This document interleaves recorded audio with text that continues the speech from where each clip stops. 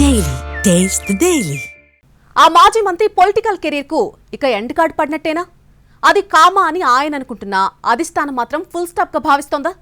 4 సార్లు వరుసగా ఎమ్మెల్యే, 5 ఏళ్లు మంత్రిగా పనిచేసిన నేతను టీడీపీ అధిష్టానం ఎందుకు పక్కన పెట్టేసింది? ఏడాదిన్నర గడిచినా ఏ పదవి దక్కక ఆయన ఇంకా ఎందుకు ఎదురు చూస్తున్నారు? ఇంతకీ ఆ నాయకుడెవరు? ఉనికి కోసం ఆయన పడుతున్న పాట్లేంటి చూద్దాం. Devineni Umamaheswara Rao TDP senior leader, మాజీ మంత్రి. ఒకప్పుడు ఉమ్మడి కృష్ణా జిల్లాలో చక్రం తిప్పిన నాయకుడు. ఇప్పుడు ఆ చక్రం జంగుపట్టి జామైపోయి గ్రీస్తో రిపేర్ చేసి తిప్పుదామన్నా తిరగడం లేదట. ప్రస్తుతం ఉమా గతంలో ఎన్నడూ లేనంతగా రాజకీయ ఒడిదుడుకుల్ని ఎదుర్కొంటున్నట్లు చెప్పుకుంటున్నారు.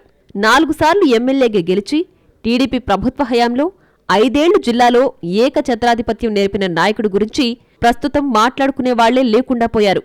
ఒక రకంగా పొలిటికల్ శంకరగిరి మాన్యాలు పట్టారన్నది జిల్లా టాక్.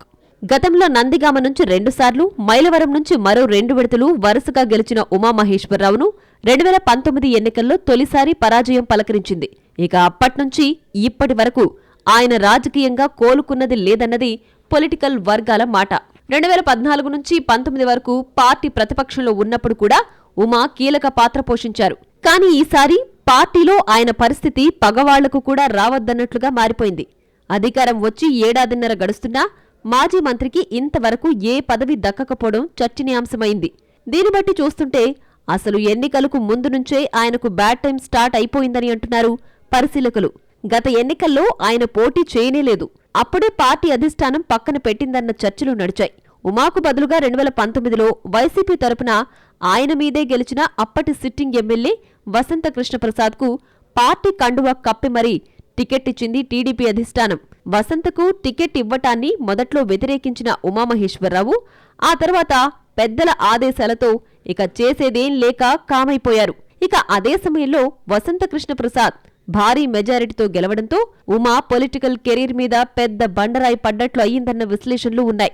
4 సార్లు ఎమ్మెల్యేగా గెలిచి మంత్రిగా పనిచేసిన ఉమాకు టికెట్ ఇవ్వకుండా పక్కన పెట్టడమే పెద్ద విషయం కాగా, అధికారంలోకి వచ్చాక కూడా ఏ పదవి ఇప్పటికీ ఇవ్వకపోవడంపై రకరకాల అనుమానాలు పెరుగుతున్నాయి.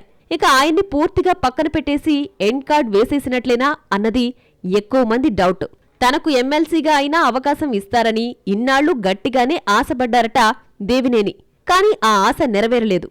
అది పోతే పోనీ కనీసం ప్రాధాన్యం ఉన్న నామినేటెడ్ పోస్ట్ అయినా ఇస్తారనుకున్నా అదీ జరగలేదు. ఉమ్మడి కృష్ణా జిల్లాలో అనేక మందికి నామినేటెడ్ పదవులను ఇచ్చిన టీడీపీ అధిష్టానం ఉమాకు మాత్రం మొండి చేయి చూపించింది.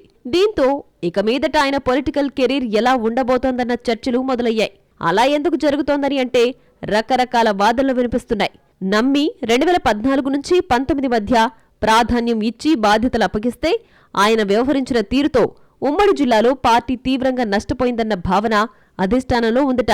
ఆ ఫీలింగ్ ఇప్పటికీ పోలేదని, అందుకే ఉమాకు ఏ పదవి ఇవ్వకుండా పక్కకు నెట్టేసినట్లు అనుమానిస్తున్నారు. ఇదే విషయాన్ని జిల్లాలో మాజీ మంత్రి వ్యతిరేక వర్గం గట్టిగా ప్రచారం చేస్తోంది. అయితే ఆయన మాత్రం తన ఉనికి చాటుకునేందుకు ఇంకా ప్రెస్ మీట్స్ పెట్టడంతో పాటు సోషల్ మీడియాలో పోస్టులు పెడుతున్నారన్నది కొందరి అభిప్రాయం. ఈ సీనియర్ లీడర్ పొలిటికల్ కెరీర్ ఏ టర్న్ తీసుకుంటుందో చూడాలి మరి.